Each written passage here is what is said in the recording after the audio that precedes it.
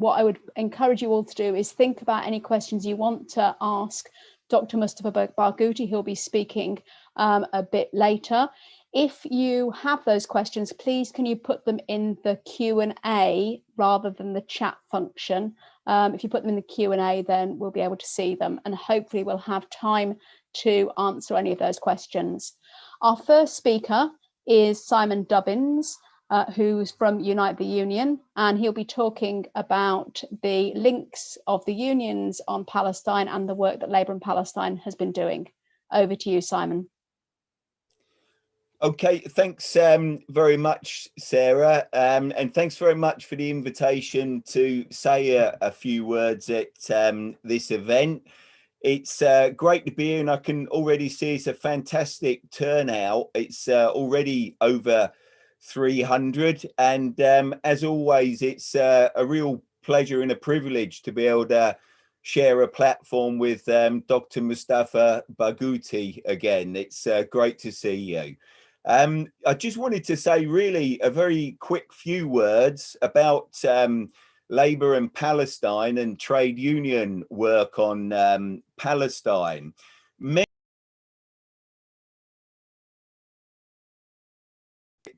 Many of you are aware already that many British trade unions have got a long and proud history of solidarity work with the Palestinian people, and many unions have been involved in the Palestine Solidarity campaign for years and years now. But I think Labour and Palestine specifically, the background was the view that we needed to have a stronger platform and a stronger voice within the Labour Party itself as well, and that Labour in Palestine was the best vehicle to do that, as PSC is not a party affiliated or aligned organisation. It was clear to us that within the Labour Party, there is very widespread support amongst activists to stand in solidarity and promote the cause of solidarity with the Palestinian people. But we were also very aware that a lot of that support was frankly not well organised and articulated, and that the atmosphere in which we are currently working has actually made a lot of people nervous and afraid to get involved. So what the founder unions did with Labour in Palestine was want to set up a platform within the party where people can get the resources they need, feel reassured about articulating their views, and really promote the cause and hope to push the Labour Party into a stronger and better and more proactive position of support and solidarity with the Palestinian people. And I'm happy to say that already it has grown and has become a very significant and important voice and structure in that respect. As trade unions, as I said, we've been involved and active for many years now in our solidarity work with the people of Palestine. My own union, Unite, along with many others, sends regular delegations, and it's obviously unfortunate that in this difficult situation with COVID, we've not been able to do that physically, but we are doing it on a virtual basis now. And we've been sending, as I say, at least a couple of delegations a year. Many of our unions have already adopted boycott, divestment and sanctions positions. And we've turned that into practical and concrete action around companies such as HP, HSBC, Sainsbury's, Veolia, and many, many others. We've also engaged actively to support local authorities that have encouraged divestment positions when they've been threatened with legal action to try and push them off that. We've been absolutely upfront in supporting their right to take those actions and continue with them.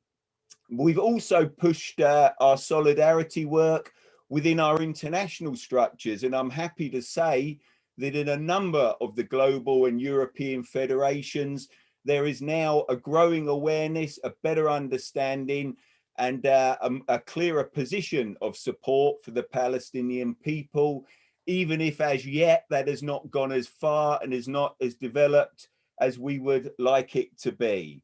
Most recently, colleagues, and I think it's going to be posted in the chat, the TUC, our confederation representing over 6 million trade unionists and workers in the UK, adopted a position last September at the annual conference, a position that was passed unanimously and which we are really pleased. It made it very clear at that moment the threat was extremely real and still is very real of the annexation of the West Bank by Israel. We made it 100% clear we would oppose that in every way possible.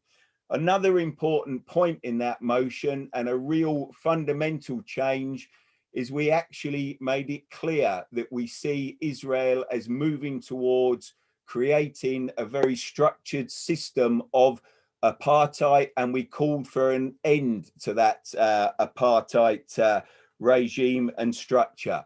And I think what we'll hear from Mustafa later on is that nowhere is that apartheid structure and apparatus becoming more clearly than in the manner in which the COVID-19 crisis is being dealt with in the area. I'm pleased to say that Labour Palestine is also circulating a motion now, which very much draws on the TUC motion and references our position, and that is circulating in the constituency Labour parties. And we'd all urge you all to have a look at that and look at adopting it in your constituency parties, and to make sure that that voice is heard and that that position is explained and understood. The motion also cites the extremely important report from B'Tselem, an Israeli human rights organization that very recently also identified Israel as an apartheid structure, and very promptly was then banned by the Israeli authorities from being able to even undertake its normal activities of promoting human rights in schools. Colleagues, I think we're all aware that the situation is changed internationally. Thank God Trump is out of the White House now, finally, despite all his efforts to stay. There are some positive signs. We understand the funding to UNRWA is likely to be restored, and possibly the US representation to the Palestinian authorities. But let us also be under no illusions whatsoever and no doubt that the problems still remain, and it is highly unlikely that the US administration is going to undertake anywhere near the type of actions that we really need them to do. So it's more than vital than ever that we stand together with the Palestinian people, that we continue building our solidarity and support, and that we continue to build that in the Labour Party and in the wider society as well. Thank you very much. I'm glad so many people are here, and I'll hand straight back over to Sarah without further ado. Thanks, Sarah. Thanks so much, Simon. That's great. And thank you for all your support in the unions and all the work you do. Thank you to everybody who's joining us. We've got in the Q&A, we've got people from Cambridge, from North Wales, from Liverpool, Bury North, South Wales, North Hackney, Greenwich. So we've got a really good spread, Nottingham, really good spread right across the country. So I'm going to move on very swiftly now to Belle Ribeiro-Addy, who is a Labour MP who was elected in the 2019 elections, and she serves as Labour MP for Streatham. Belle, straight over to you. Belle, you need to unmute yourself. The catchphrase of the season. Thank you very much, Sarah. And thank you so much to Labour Palestine for inviting me to speak. I'm a proud supporter of Palestinian human rights, and actually a proud former campaigns officer of the Palestine Solidarity campaign that continues to do fantastic work showing solidarity with the Palestinian people. And part of my work meant that as a campaigns officer, I got to go take delegations of trade unions. So Simon's absolutely right. The trade unions have been fantastic in supporting the cause. And once you've been there and you've seen the reality, you've seen the wall, the settlements, and the occupation, all of that really stays with you. And you can see that it's not an academic issue at all. It's millions of people living under military rule. But you can also see just how much the Palestinian people are heroes as they continue with their day-to-day. They still remain, I believe, even with everything that has happened, that the highest percentage of postgraduate degree holders in the world, which I think is fantastic, given what is happening there on a daily basis. Now, for me, as a member of parliament, it's not an option to stay quiet whilst Palestine remains unfree.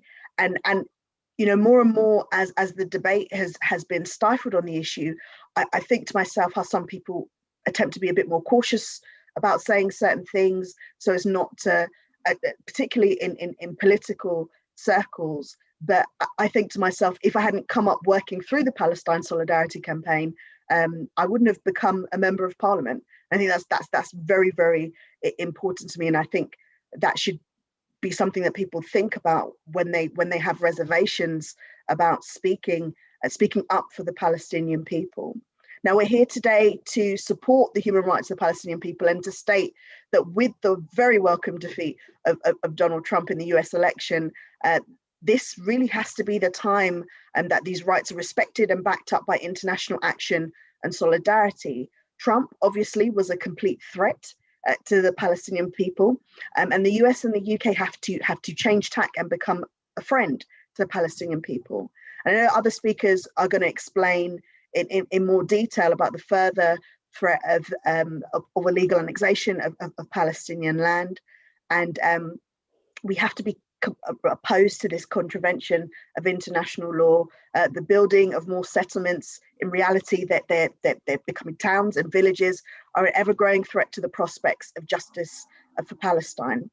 So we also have to speak about the inequality of treatment and the human rights already faced by Palestinians in the West Bank, Gaza, East Jerusalem, and within Israel. All of those infringements that have been highlighted by the issues that I know that Mustafa is going to talk about in regard to the access to the COVID-19 vaccines. Now, in this country, you hear Boris Johnson waxing lyrical daily about how fantastic our vaccine rollout has been. And definitely with the first dose, I suppose we are making some progress. But in comparison to what Israel have been able to do, in that a larger percentage of the population have been given both doses of the vaccine, i.e. they are considered to have been fully vaccinated, not like the larger numbers of people in this country. When you see what Israel have been able to do, and then when you find that the Palestinian population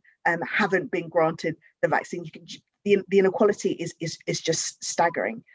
So it's clear this inequality that Palestinian people face pervades every single area of life, their health, their rights, housing, education, water, and their work. So turning to what we can do, it's very, very important that we build solidarity amongst our different civil society organisations. So it's really welcome that the TUC Congress unanimously passed a motion stating firm opposition to the annexation. And it's also very welcome that the Labour Shadow Foreign Secretary, Lisa Nandy, has stated that if Israel proceeds with its threatened annexation, concrete action should follow, including a ban on goods entering Britain from the illegal settlements and the West Bank. And But moving forward, I think Labour needs to be stronger on this overall, in line with our 2018 and 2019 conference policy. We need to stand in full opposition to the ongoing threat of annexation and support all these actions to build a broad coalition for Palestinian rights. It's important that the Labour movement is one of the leading voices calling for justice for Palestine, and Palestinian human rights should be at the core of Labour's ethical foreign policy. So I just want to finish by saying thank you again to Labour and Palestine for the invitation to speak. Always happy to come, and I think their initiative is so important on encouraging CLPs to discuss the issue wider. We need to look forward, and we need to use the opportunity of Trump leaving the White House to join together in the mass international call to end the occupation of the West Bank and the blockade of Gaza. Thank you very much. Thank you so much, Mel, and thank you for all the work you're doing in Parliament, not just on Palestine, but for human rights for all. Can we move on now to Dr. Mustafa Barghouti, who's a Palestinian physician and General Secretary of the Palestinian National Initiative. I know that you're all going to be very keen on hearing from him. Just to let you know before Mustafa speaks, we've got people from Oban to Devon in this meeting. We've also got someone from the Ivory Coast. So we've got a worldwide audience. So thank you so much, Dr. Mustafa, for being with us tonight. And I'm going to hand over to you. You're muted.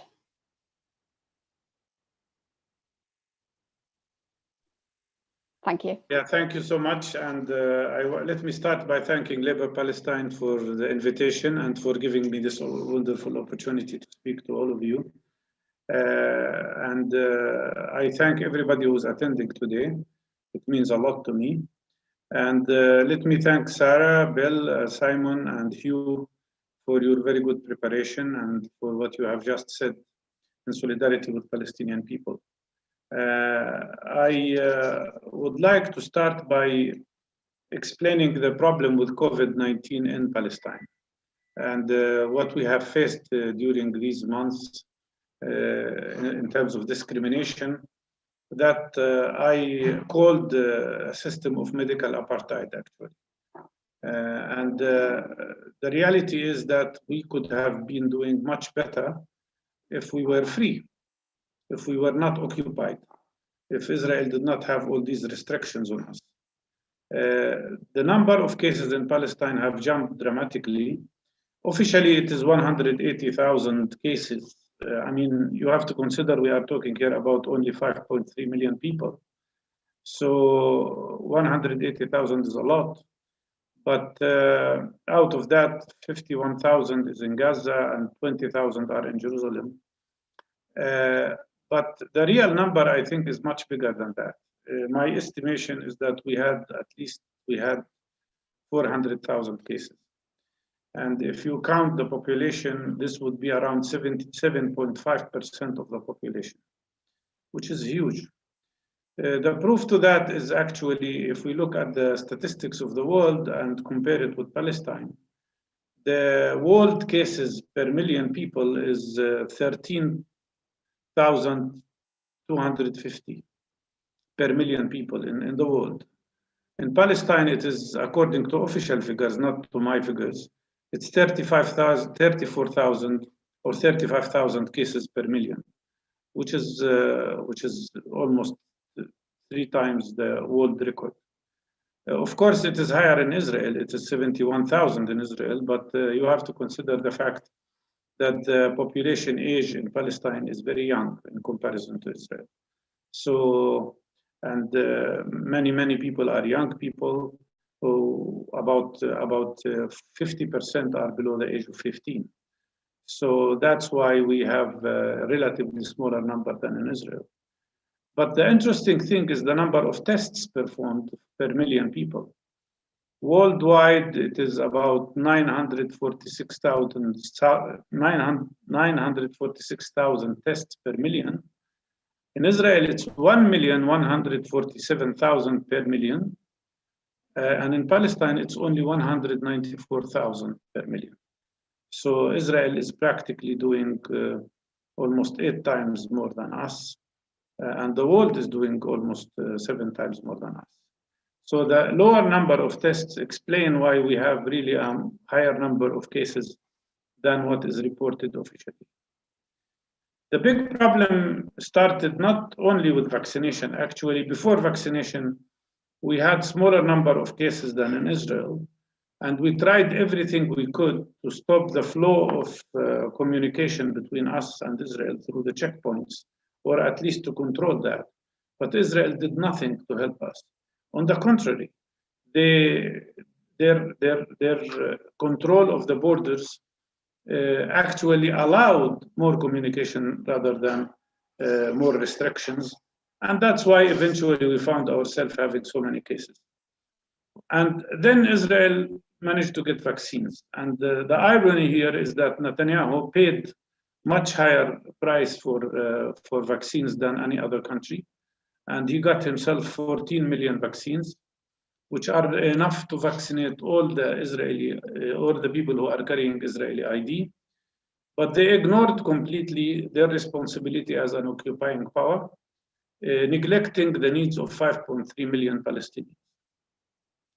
It reached a level of vaccinating 750,000 illegal settlers in the West Bank who are illegally living in the West Bank in violation of Geneva Convention, and giving nothing to the millions of Palestinians who live in the cities and villages nearby in the same West Bank. And of course, that is what that was a very clear discriminatory system, reflecting a system practically of apartheid.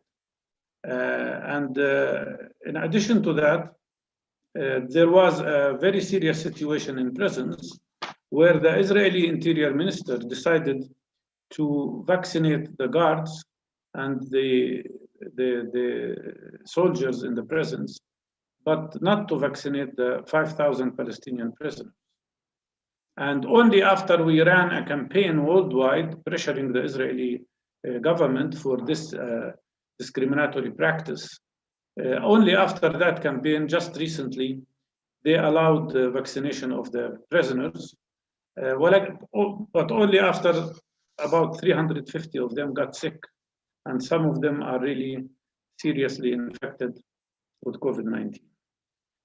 The amazing thing is that Israel did not only discriminate against us in terms of vaccination, but they actually intentionally tried to prevent us from working in Area C, which represents 62% of the West Bank, and in Jerusalem, East Jerusalem.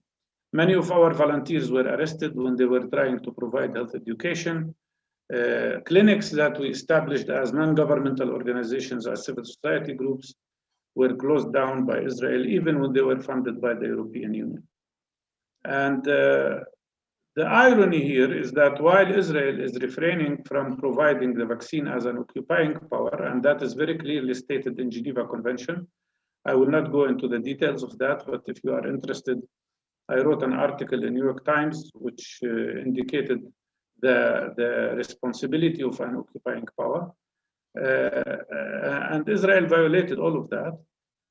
Israel claims that it is the responsibility of the Palestinian Authority to take care of the Palestinians, but they ignore the reality that Palestinian Authority is not in control of more than is not present actually, and not in control of more than 38% of the West Bank. And the rest of the land is really controlled fully by Israel. And even the land that Palestinian Authority is in charge of, it gets violated by Israel constantly and continuously. They also ignore the fact that the Oslo Agreement itself, contrary to what Israeli propaganda is saying, and today there was much of that in terms of pressure on the Lancet magazine because it published an information about the issue of vaccination. They claim that the Oslo Agreement puts the responsibility of healthcare on the Palestinian Authority. That is not true, because the same Oslo Agreement says that in the case of pandemic, there should be cooperation by Israel, and there should be a control of the spread of the disease. So all in all, the overall picture is really a picture of serious discrimination. What annoyed me most today was to learn that while Israel is refusing to give vaccines to Palestinians, they were destroying today hundreds of vaccines because they were close to expiration, because many Israeli citizens are not coming for vaccination. The number of Israelis coming to vaccination centers has dropped by 50% for several reasons. Maybe some people don't want to get vaccinated, maybe it's because of religious parties, but the reality is that vaccines that they bought are being destroyed rather than being given to Palestinians. WHO, World Health Organization, on the request of the Palestinian Authority, asked the Israeli government to provide vaccines at least to health workers who are in the front line of fighting COVID-19. And for several weeks, Israel refused. The only amount that Israel gave only yesterday was 2,000 vaccines. Imagine, 2,000 vaccines in comparison to 14 million for Israelis, many of which are not being used because the people are refraining from getting the vaccine and being destroyed for that. So what is the outcome of all of this? The outcome is what I call professionally as a situation of immunity gap for Palestinians. We will get into a situation very soon where all the Israeli and Israeli ID holders will be vaccinated and protected, while the 5.3 million Palestinians in West Bank and Gaza are not protected. What does that mean? It means that the disease will concentrate in the areas where Palestinians live. And that is absolutely horrible. In the long run, it's harmful even for Israelis, because the major aim of vaccination is to achieve what we call herd immunity. And you cannot achieve a herd immunity when you have 5.3 million people not vaccinated in the same area, because the settlers keep moving and communicating with Palestinians, because the soldiers keep moving, arresting Palestinians and suppressing Palestinians, and because also 130,000 Palestinian workers keep going to Israel for work and being exploited by Israel in their work. So all in all, this is a difficult situation, harsh situation. And the Palestinian, we are trying to get vaccines from everywhere. We're trying to get it from Russia. We're trying to get it from AstraZeneca. We're trying to get it from WHO. But unfortunately, up till this moment, we got only 2,000 vaccines for 5.3 million people.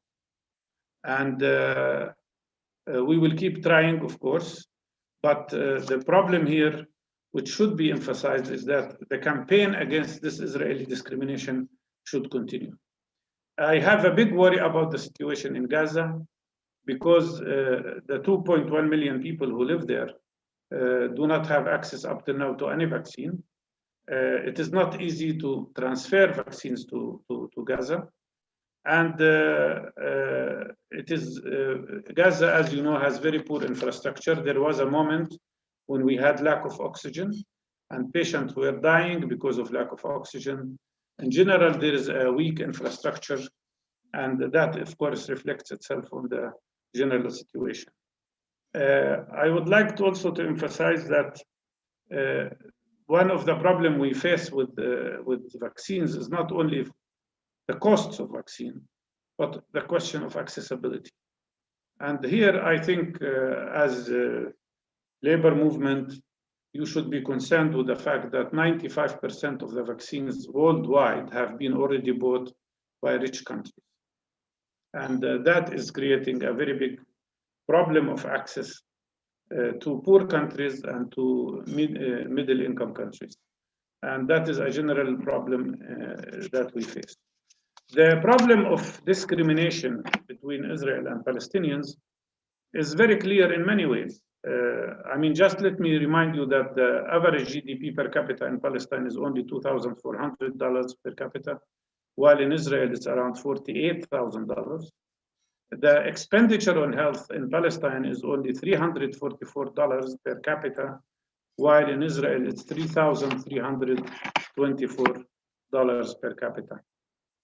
I don't need to remind you of the situation in Gaza, where people have electricity only for 10 hours a day, where 95% of the water is polluted or salted to the level that it cannot be used for human beings. And the fact that sewage system runs openly in Gaza because of lack of electricity and lack of facilities to treat it. I want also to say that between 1992 and 2000, we managed to build a good health system for Palestinians with good referral structures, primary, secondary, and tertiary care. This was all destroyed during the Second Intifada when the Israel reinvaded the Palestinian territories. And when they built the wall, the separation wall, the apartheid wall, they practically cut off the system that we built because they destroyed the natural flow of people and natural transportation, and thus they destroyed the referral system that we have created. One example of that is in Salfit area, where a trip between one village and another used to take 5 minutes, and now it takes 2.5 hours. This is all to serve the illegal Israeli occupation of Palestinian territories. And it is, of course, affecting the daily life of Palestinians every day. I think the campaign we started is very effective, and I welcome you to join it, please, to continue and increase the pressure on Israel to stop this system of discrimination. And at the same time, I would like to say a few words about the new administration and in the United States and what could be and what could not be expected. But before saying that, I want to say that our fight against this medical apartheid has really helped exposing the whole system of apartheid in Palestine. And meanwhile, the statement that was made by B'Tselem, repeating or for the first time saying things we've been saying for about 20 years, was very useful and very helpful. Let me remind you that in our interaction with President Carter in 2002 and 2003, after that he wrote a book called Peace, Not Apartheid. And for that he was attacked viciously by the Zionist lobby. But that was the beginning of people's understanding that this is not really only occupation, the longest occupation in modern history, but actually a systematic racial system of discrimination that is much worse than the apartheid system that prevailed in South Africa at one point of time. So I think the medical apartheid issue has really exposed the whole apartheid system that we are subjected to. And that is a very important point to use and to build on in the coming future. Regarding the change of the American administration, I will be short, but I will say that we believe that anything is better than Trump. I mean, there is no dispute about that. And I think the whole world is relieved about the fact that Trump is gone. But the question is, while Biden administration has made so many important changes, like going back to the climate agreement, going back to WHO, World Health Organization, opening the road again for negotiations with Iran, and on the Palestinian issue, the administration has been very careful, and actually more than that. Whether you look at statements of Mr. Blinken, the new foreign minister, or the new state secretary, or you look at the statements of Sullivan, who is the national security advisor, what did they say? They supported the recognition of Jerusalem as a capital of Israel only, without mentioning Palestinians. They said that they will not move back the American embassy from Jerusalem. They admired and encouraged the normalization with some Arab countries at the expense of Palestinians. They continued to express their support to Israel in so many ways, and not really no single word about settlements and about the fact that settlements are really destroying the possibility of peace and two-state solution here. We believe they might reopen the PLO office in Washington, although that is also complicated because of a law that was passed in the Congress, Taylor law, which means that once the Palestinians have an office in Washington opened, they would be subjected to court cases forcing them to pay millions of dollars, $650 million, because of court cases against the Palestinian Authority. The new administration might bring back the aid to UNRWA, and they might bring back aid to the Palestinian Authority, which goes mainly to security apparatus. But the problem is, politically speaking, we haven't heard anything more than peace process, negotiations, and two-state solution in a vague manner, without identifying how the Palestinian state should look like. I want to emphasize here that a state does not mean a real state unless you really say it will be a sovereign state on all the occupied territories in 1967 without exception, and with Jerusalem as its capital. Without identification of all these things, the idea of a Palestinian state could be just clusters of cantons and pantostans, as Israel is planning, dividing the West Bank in 224 small islands that are much smaller than what pantostans were like in the case of South Africa, and that look like ghettos, actually, more than anything else. So our worry is, with Biden administration, we could go back to the same situation that we had during the presidency of Obama with Biden, which is useless, endless talks, a peace process that becomes a substitute to peace, and negotiations that become a substitute to a real solution. And if that is going to be the case, the negotiations will be used by Israel as a cover for its continued settlement activities. The most decisive factor here is whether the world will say to Israel, stop settlement activities immediately and now, because continuation of settlement activities will definitely mean the end of the dream of a Palestinian state and the end of what they call two-state solution. In reality, what we see on the ground is gradual annexation by Israel through settlement activities. In reality, what we see is a consolidation of a system of apartheid. Apartheid is not a solution. Apartheid is not something we will accept as Palestinians. And we will never stop struggling to be free, not only from occupation, but I believe from the whole system of apartheid that is affecting not only Palestinians in the occupied territories, in the West Bank and Gaza, but also Palestinians who live in Israel and Palestinians who are in the diaspora, who are refugees, no less than 6.5 million, prevented from the right of coming home to their homeland. While any Jewish person from Siberia or New York or anywhere else would land in the airport and immediately get citizenship and the right to be in the land, and even the right to come and settle in the West Bank, while all Palestinian refugees are denied this right. While we, Palestinians in the West Bank, are denied the right to go to Jerusalem and the right to go to Gaza, and the Gazans are deprived from the right of coming to the West Bank or even go for treatment in certain hospitals in Jerusalem. That is a system that cannot be tolerated, and it is the worst case of discrimination, in my opinion, definitely the worst case of apartheid in our modern world today. So finally, I want to thank you for giving me this opportunity, and I would be very glad to answer any questions if you have questions. Thank you so much. Thank you so much for your time. I know you're incredibly busy, so I'm just like to say from all of us, thank you so much for being here with us.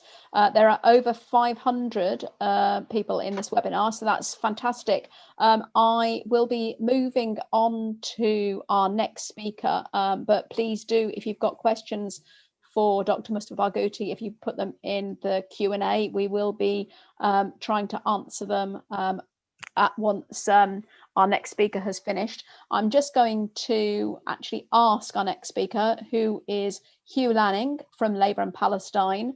A number of questions that have come in are on the same type of theme. What can we do to help the situation? And I'm sure that we will be hearing that from Hugh Lanning. So just checking whether we've lost connection with him. Don't seem to be able to. Here he is. Fantastic. Okay, so I'm really pleased that our final speaker before we move to further questions is Hugh Lanning. So over to you, Hugh. Thank you, Sarah, and thank you, Mustafa, so much for your contribution as always. We listen with care to everything that you say and try and follow and put into practice the advice that we get from you. It's one of the strictures, I think, of Labour in Palestine, that we're not here to talk on behalf of Palestinians, and that the Palestinian voice should be at the centre and the fore of everything that we do. And therefore, not only pleased to hear, but also give us the updates and the information and explain to us the reality of what's going on. So I don't really want to add too much to the detail that Mustafa has given us about the current situation, but a few more general points and come back to what we can do before we go to some questions. And one thing that's come across to me of late, and particularly in what Mustafa describes as the COVID and the medical apartheid, is the dehumanization that is taking place by Israel of the Palestinians. And many of you will have heard of or seen Andrew Marr's interview with the Israeli Health Minister, Yuli Edelstein, where he likened Israel making the vaccine available to Palestinians to the Palestinians looking after dolphins. And the queer equation in his mind was that Palestinians really don't equate to Israelis in any human being way. And it brought back to me memories of listening to a Rwandan refugee, and he was asked what was the tipping point, and it was when he said they started being referred to as insects. And this notion that the dehumanization that's going on is, I think, essential for Israel to be able to justify to itself the sorts of things that it's doing to Palestinians, because they're not the sorts of things that they would tolerate being done to Israelis or to other human beings. So the vaccine is the most recent example of that. The wall, the apartheid regime, all of the things ripping out of olive trees, digging up the farms, everything that goes on, the discrimination over water, are a way in which they say it's okay for Israel to treat Palestinians in a way that is different to other human beings or to the way that we would like to be treated ourselves. And I think it's important that it's not just a one-off example. It is now a regular, continuous way of demonizing, if you like, the Palestinians in order to justify the way in which they're treated. But Israel has two big problems, and you won't be able to see it properly, but you might have noticed, those of you who are Guardian readers, there photo pictures of the week from last weekend. And there were two pictures in there of Palestinians, one of a young girl in Gaza hiding behind a fence, and the other of a young man exercising on the beach in Gaza. And I quote that for two reasons that it brings to the fore. The first is that the big problem Israel has is that whatever they do, the Palestinians are still there. As Mustafa has said, the numbers of Palestinians in Gaza, over 2 million, the millions in the West Bank and in East Jerusalem, that you think that Israel's objective of trying to have control of all of the land from the Mediterranean to the Jordan River, which they do militarily, but they still keep on running into this problem. And I've heard Mustafa describe it as a key part of the Palestinian resistance is being there, staying there, surviving there, which they continue to do in millions. And it is a huge, I think, frustration to the Israelis that their ambition, if you like, is still thwarted by the Palestinian resistance. The other reason why I mentioned that picture is that, those pictures, is that Israel just continues to lose, even though it wins government and other support. It loses in the court of public opinion. There is still this global perception that people have, which is the reality of how Israel treats Palestinians on a daily basis. And COVID is the most recent example of that, but be it the assaults on Gaza, be it the wall and the treatment of prisoners and child prisoners, there is this constant effect that takes place that means that gradually and continually, Israel is losing popular and public opinion across the world. The problem that we have, I think, is a political movement building support for Palestine, both within the Labour Party and in the broader solidarity movement, is that is not shared and reflected at the levels of leadership in political organisations in this country and abroad, where there is a sort of willingness to ignore and turn a sort of blind eye to what Israel does in relation to international law and human rights. And showing my literary vogue at the moment, I saw the headline of a collection of poems by Audre Lorde recently, which is entitled "Your Silence Will Not Protect You." And it strikes me as a very important phrase, that there is this sort of feeling that people have that if we keep quiet about things, it's okay, and the problem will resolve itself or in some way go away. And I've got news, if you like, for political leaders, that the Palestinians, as Mustafa has said, have got no intention of going away, nor has the solidarity movement, nor has the growing support. And therefore, silence is not an option. And this brings me, if you like, to the questions that lots of people have raised about what can they do. And Labour in Palestine has recently issued a model motion for CLPs to use for discussions on Palestine at a local level. And you know, in COVID, I'm aware that lots of CLPs are operating, well, all remotely and not necessarily in the way that we would normally be used to. But we think it's critical at the present time that the Labour Party isn't a silence voice, that with the new administration in the White House, we don't want to be a silent partner that just goes along. Mustafa has explained that there is by no means an open door that means that the Biden administration is going to come out and be strongly supporting Palestine. Therefore, there needs to be political pressure put on them globally. And the British Labour Party has traditionally been friends of the US Democrat Party, and there will be dialogue, there will be discussion. And therefore, pressure from the grassroots in the Labour Party, putting Palestine on the political agenda of the Labour Party, we think is crucial. And I think the best way to do that at the moment is by as many CLPs as possible to discuss the issue and to pass the motion and to send that motion in to the leader of the Labour Party and to Labour Party headquarters. It doesn't sound like it's going to resolve everything, but it's something that was in our power. It's something that we have the ability to do. And I think it is something that will have a resonance and actually will give courage to those people within the party to stand up. And we've looked very carefully at the wording. Clearly, we know that there is a sort of chilling effect going on about what can be said, what can't be said, and what should be the right wording and things.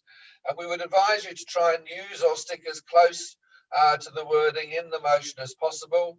In our view, it falls within the rules, within the guidelines of the Labour Party, and there should be no reason why it's caused problems, as long as always, people need to discuss the issue on the basis of us being an anti-racist organisation and ensuring that the debate is conducted in a way that has respect for everybody taking part in the debate. But given that, we are very confident that the motion itself will help take things forward. It references party policy. It references what the motion that the TUC passed, which was referring to the Israel state and annexation moving towards being the crime of apartheid. The UN defines what the crime of apartheid is, which is distinguishing by law, by your practices and so on the basis of race. And I think if we keep to a factual report basis, and the B'Tselem report, which is also referred to in the motion, gives people facts and evidence that they can use in those discussions, then it's okay. But our objective in putting the motion forward is not with the specific aim of passing a policy objective in terms of what the Labour Party should do, but to make sure that Palestine is heard as an issue within the Labour Party. Because if the Labour Party is quiet on Palestine, then you can rest assured that lots of other organisations in Parliament and so on are going to be as well, let alone the UK government under Boris. We know the if you like, mountain we have to climb in terms of getting support there. So that thank you all for being online, for listening, and I know that many of you do care about it. And our next event we're planning to try and do, and we'll announce about it when it's organised, is trying to have a more private workshop event for people from CLPs about discussing how you can bring motions forward and how you can do things at a local level. But I know many of you have got experience. I know a lot of you know how to take things forward, but if you don't, come through the website and ask questions and we'll try and respond to them. But I'd like to pause or stop, indeed stop at that point rather than pause, and leave time so that there's an opportunity for Mustafa to answer some of the many questions that he put in. Thanks to Mustafa, to our other speakers, Belle and Simon and Sarah for chairing the meeting, and please keep on keeping in touch with Labour in Palestine as we try and build support for Palestine within the Labour Party. Thank you so much, Hugh. We will move straight on to some questions for Dr. Mustafa Barghouti. And if you haven't already seen, there is an article that he's written in the New York Times that's in the chat. So please do visit that link if you haven't already and read that article. I'm going to try to summarise some of the major points of the questions for Dr. Mustafa Barghouti. There were questions around your view on the latest report by B'Tselem, then the history of the US Democratic Party, has it ever been positive on Palestine? And finally, the role of companies like Caterpillar in the Israeli occupation. So if you would be able to just address those issues plus anything else that you were wanting to finish with, that would be really great. Thank you, Mustafa. Thanks a lot. Regarding the question of about the B'Tselem report, we welcome it. It's a very good report.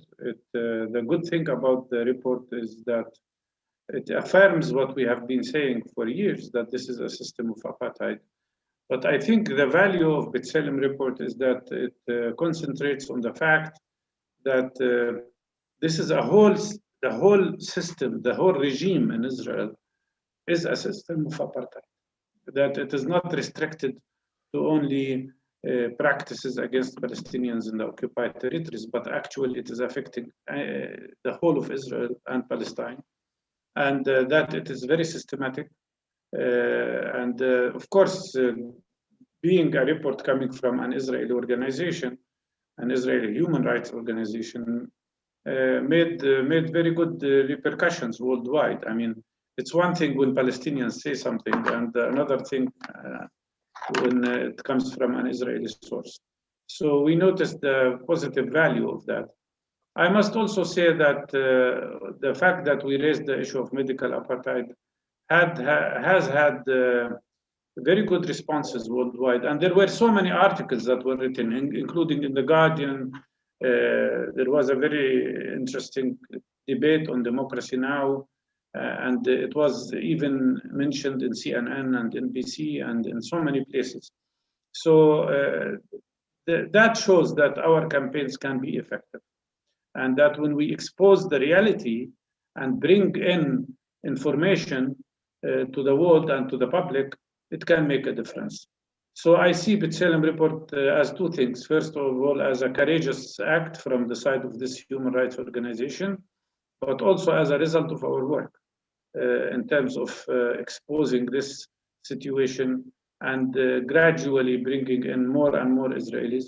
And I must say, many of the activists who are with us now are Jewish people.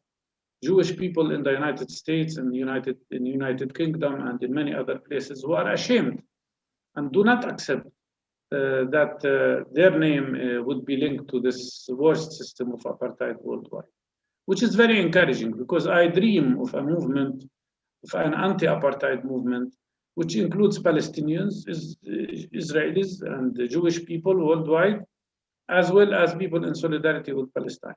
I think this is the future of our work, and this is the future of what we should build as a response to this apartheid system. The Democratic Party and the United States.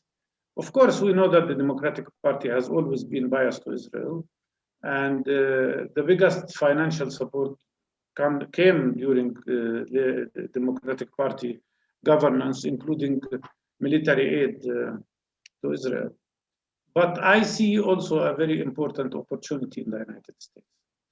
The fact that now there is a strong anti-racist movement in the United States, and Black Lives Matter, and the women movement, all of these groups are natural allies of Palestinians. And we take with very important, we give very big importance to the fact that the younger generation in the Democratic Party is different from the older one. According to estimates and polls, there is about 40% of young people in the Democratic Party are more sympathetic to Palestinians. This is a big opportunity to build on. And I think the fact that there is such a big attention to the issue of human rights and against racism provides us with a very good opportunity to bring in the Palestinian issue to the United States. So I see a big opportunity here. I mean, I spoke about the shortcomings of Biden administration, but also we should see the good opportunity of what's happening in the United States, and hopefully what should happen in Europe and in so many places against racism. Anti-racism is a natural ally with Palestinians, given the situation we live in. Regarding Caterpillar, I think it is a company that has provided Israel with all these bulldozers that participate in destroying Palestinian homes, destroying Palestinian trees, and destroying Palestinian farms. And they are used intensively in home demolition. And that's why we, after so many warnings, we declared that Caterpillar should be boycotted. And because of the fact that it is allowing its equipment to be used by Israel in this horrible manner. And I think there is a strong movement against Caterpillar. And like many other companies that work in Israeli settlements or that was support the occupation. I think these are the answers I wanted to say. Thank you so much. I'd just like to finish by saying that the one thing that we can do, even though times are, it's obviously a tricky time during COVID, but the one thing we can do is amplify voices of Palestinians such as Dr. Mustafa Barghouti. So I know that it was a question a lot of people asked, what can we do? Please talk to people, share articles such as Mustafa Barghouti's, share articles such as the one that Hugh Lanning published today, and raise awareness, because that is something that really makes a difference. So thank you. May I add, Sarah, I want to add something. Please join the BDS, the Boycott, Divestment, Sanctions campaign against this system of apartheid. Thank you. Thank you very much. Yes. So I will I'd like to finish the meeting now, but I'd like to thank all of our speakers for giving up their time. It's been a fantastic meeting, and thanks to all of you for participating. We will have a video of our meeting up on Facebook and the Arise YouTube. So if you know people who wanted to attend the meeting, or if you had any problems with technology and you didn't manage to catch all of it, then please do visit our Facebook or the Arise YouTube link, and you can listen to it again. So again, thank you very much and good night.